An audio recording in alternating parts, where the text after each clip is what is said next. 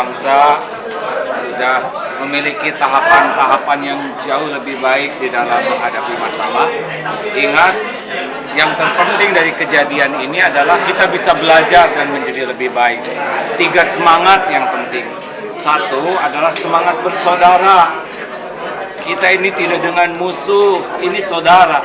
Ada saudara kandung, saudara seakidah, saudara sebangsa.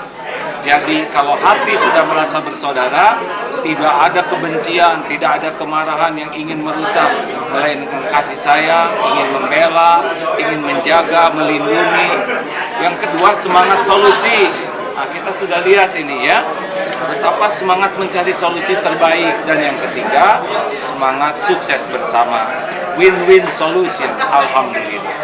Bagi semua lapisan masyarakat yang akan mengikuti kegiatan Super Damai ini, untuk dimaklumi bahwa kapasitas Jakarta tentu akan ada batasnya sehingga proporsional.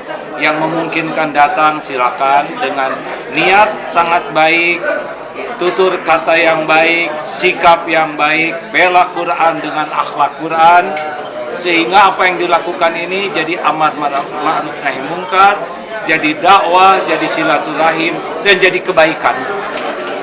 Jangan pernah terpikir akan sesuatu yang jelek.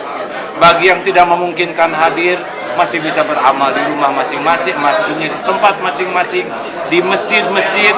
Kita hidupkan hari Jumat besok dengan memperbanyak zikrullah, memperbanyak ilmu, memperbanyak doa dan ibadah.